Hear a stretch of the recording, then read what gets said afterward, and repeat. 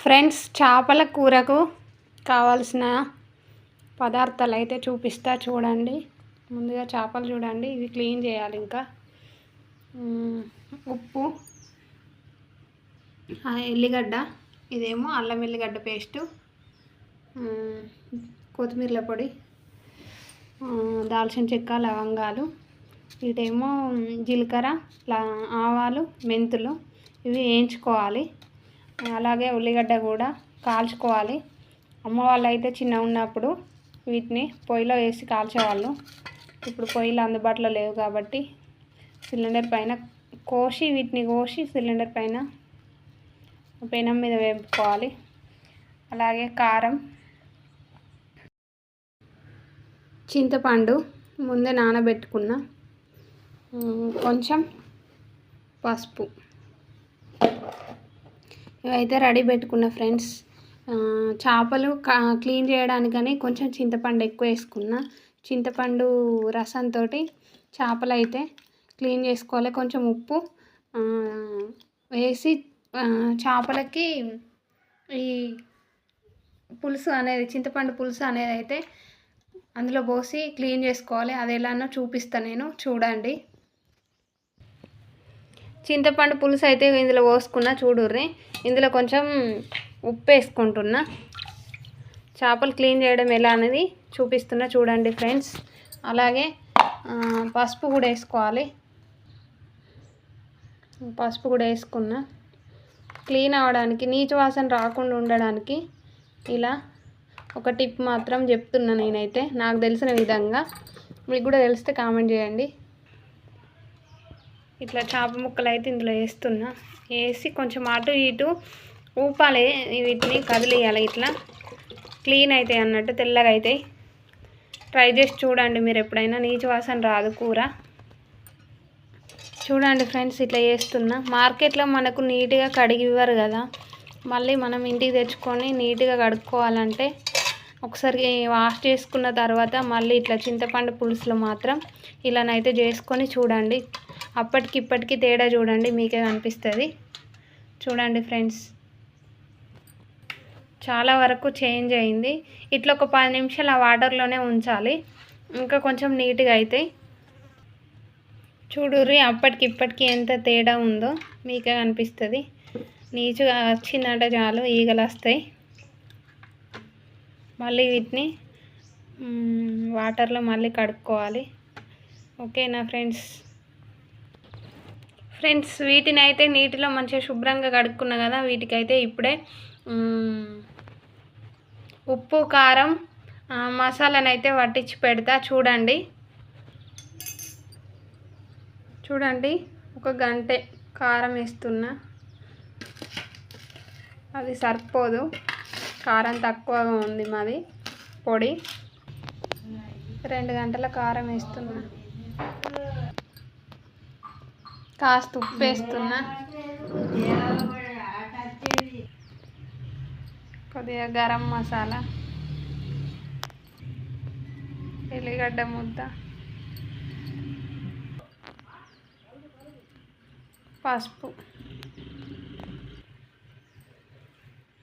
ఇలానైతే కలిపి పెట్టుకున్నా. ఇదైతే వేయించుకుంటున్నా.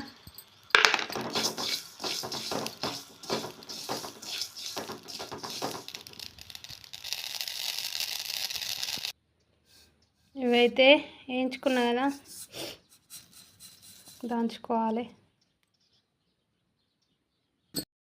స్టవ్ ఆన్ చేసి కడాయి అయితే పెట్టుకున్నా. అందులోకి సరిపడా నూనెనైతే పోస్తున్నా. చూడురు, సరిపోతుంది. ఫ్రెండ్స్, నూనెనైతే వేడెక్కింది. ఇప్పుడైతే దీంట్లో బిర్యానీ ఆకు ఇట్లా వేస్తా. కొంచెం జీలకర్ర,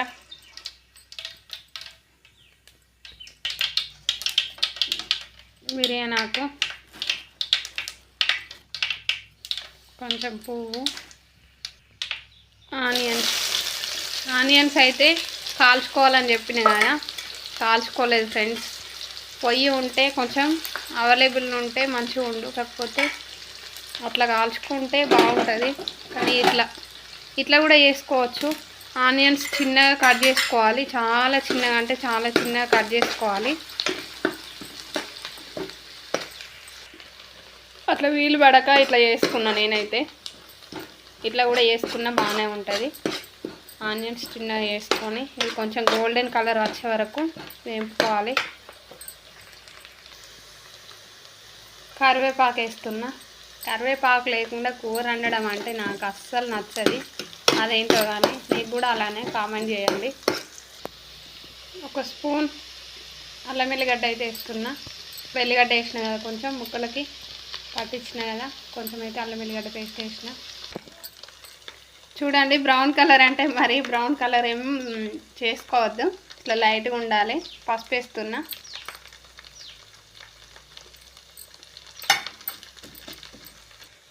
మెంతులు, జీలకర్ర, ఆవాలు దంచి పెట్టుకున్నా కదా, దాల్చిన చెక్క, లవంగాలు, ఆ పౌడర్ అయితే కొంచెం వేసిన. ఇప్పుడు ఇందులో చింతపండు పులుసు అయితే పోస్తున్నా. ఇందులో కొంచెం సాల్ట్ వేస్తున్నా. అప్పుడు అందులో ముక్కలకు పట్టించినాం కదా, ఇప్పుడు కొంచెం వేస్తున్నా. ఎక్కువ వేస్తే తీసమవుతుంది. దీన్ని కొంచెం చిక్కబడేదాకా మరగబెట్టుకోవాలి. ఓకేనా ఫ్రెండ్స్? చూడండి ఫ్రెండ్స్, చేపల పులుసు అయితే మసలింది. అందులో ముక్కలు అయితే వేసేస్తున్నా.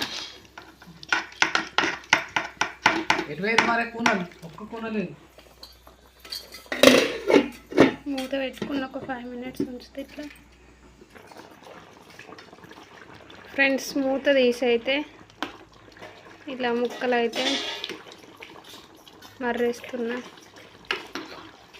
ఇంకో వైపు తిప్పుకుంటున్నా. చూడండి